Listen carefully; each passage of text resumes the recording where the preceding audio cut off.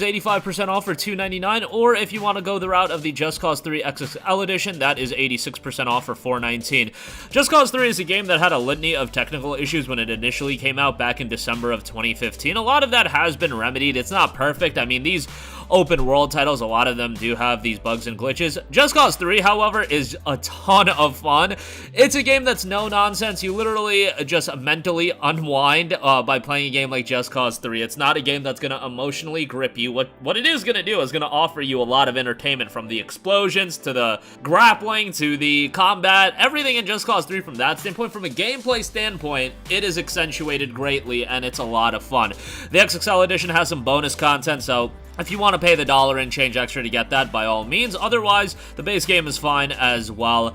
Just don't expect a gripping story or anything like that, and do expect some technical shortcomings as far as that's concerned, but price point, can't go wrong with that. Next up, we have Strider, 80% off for $299. It's also a PlayStation Plus premium title. If memory serves me correctly, this was a PlayStation Plus title way back when it came out in like 2014. I definitely played it right when it came out. I don't remember if I bought it or if it was a PlayStation Plus game. What I do know is that it was a really, really enjoyable throwback action platformer. Obviously, Strider's been around for a very long time, but this was kind of a redone version of it. And, you know, it's not an IP that I really grew up with. Of all the Capcom IPs, Strider wasn't one that was, you know, in my wheelhouse as a youngster. But this game was an enjoyable action platformer. Can get a little bit challenging at times, but overall, if you're a fan of side-scrolling action titles, Strider's a pretty enjoyable one. And $299, I think, is a great price. You know, $15 might be a little bit pricey, but $3 for a quality action platformer, I think it's a pretty good buy, and I would say give it a look. Speaking of challenging games and challenging platformers, Super Meat Boy, 75% off for $374, 5% extra off with PlayStation Plus subscription, $299. Super Meat Boy is a game that's absolutely iconic at this stage of the game. Most of you have probably already played it in some form on some platform, but it is a very, very addicting game. Maybe in the wrong ways, given that, you know, some people get to the point of damn near breaking their controller when it comes to Super Meat Boy, but it is a game that you just want to keep on playing and keep on playing, and it's iconic for a reason. It's a super simple game, but at the same time, these precision platformers are so engaging, and you just want to get it right every single time. Super Meat Boy Forever is on sale, and it's like sub $5 now, so it could have fit in this video, but Super Meat Boy is by far the one that people gravitate towards. There's a reason why this game is so iconic, but $3 or $374 if you're not a Plus subscriber, great buy here. Definitely a good shout. Next up, we have Dragon's Dogma Dark Arisen, 84% off for $4.79. Dragon's Dogma was a game that came out all the way back in 2013 or 2012, I forget exactly. This Dark Arisen version was the enhanced version of it. Unfortunately, with its initial release on PlayStation 3, quality game, but it did have technical shortcomings, being restricted to the PS3 and 360 hardware. On the PC, it ultimately came out, really took those handcuffs off, and once again on the PlayStation 4, takes those handcuffs off to an extent. Ultimately, hopefully Dragon's Dogma 2, considering that's in development, will perform at a high level on the PS5, but Dragon's Dogma is a quality game. It's this action RPG that is definitely challenging and can get pretty brutal in terms of gameplay, and it's not going to be for everyone, but high level of customizability and quality gameplay. Very, very replayable, and a lot of content as well with everything you're getting. The only complaint that I talk about with Dark Arisen is the fact that they dared to take out the original theme song from the original Dragon's Dogma. How could you, Capcom? How could you? That track was tremendous, and it's not available in Dark Arisen. So, yeah, that's just unfortunate, but overall, $479 for Dragon's Dogma, I think it's a good buy. And obviously, that minor issue is very much a minor issue, but nonetheless, good buy there. Definitely give it a look. Tomb Raider Definitive Edition, 75% off for $4.99. Now, to be fair, this has been cheaper. This has been down to $3. So if you are somebody that you're trying to save every dollar possible, this probably will be $3 again at some point. Kind of been seeing it at the $5 range a little bit more recently. Nonetheless, Tomb Raider 2013 is a tremendous game. A little bit on the shorter side. You can probably complete it in like 10, 11 hours. There are some optional tombs and whatnot, but overall, just a really, really good game. Story's pretty good, gameplay's solid, and still holds up pretty nicely, even all these years later. I can't believe it's been almost a decade since Tomb Raider 2013 initially came out. I mean, it's called Tomb Raider 2013, duh, it's been a decade. Nonetheless, it was an early 2013 game as well, but yeah, iconic for its time, and still holds up really strongly. I would say for this price, it's very much worth a buy. Next up, Vanillaware's got Dragon's Crown Pro on sale, 80% off for $3.99. Quality story, action, platforming RPG here.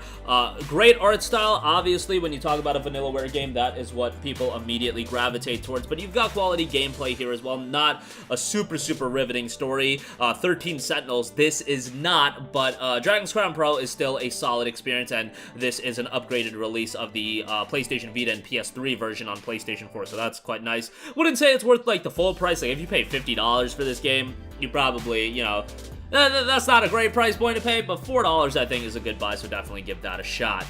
Deus Ex Mankind Divided, 85% off for $4.49. While it's not as strong as Deus Ex Human Revolution, which, by the way, whoever has the Deus Ex IP right now, Human Revolution Director's Cut on PlayStation 4, PlayStation 5, Xbox One, Xbox Series, Nintendo Switch even. Come on, a license to print money over there. Let us play Human Revolution again. I mean, I have it on PC, but I know a lot of you guys would love to play Human Revolution again, so yeah, get on that. That's a no-brainer and the easiest money waiting to be made there. But nonetheless, Mankind Divided is a good game and an improvement upon Human Revolution from a gameplay standpoint. However, Deus Ex is very much a narrative-heavy experience, and Human Revolution, in my opinion, had the stronger narrative. Mankind Divided kind of got cut short by the end of it, and ultimately, you would like to see a follow-up to Mankind Divided. It's kind of a bummer, but looks like reports have it that a Deus Ex game is in early development, so all hope is not lost. And Mankind Divided, you still get a quality game here. Had some technical shortcomings as well when it initially came out. I just remember playing it on PC initially, and it was just a complete train wreck on there, but nonetheless, $4.49 for this, I think, is quite good. If you don't have a way to play Human Revolution, unfortunately, you just kind of have to jump into this. I believe it's backwards compatible on Xbox, and then obviously on PC, you don't need that crazy of a PC to run it, given that it's a game that came out in 2011. But yeah.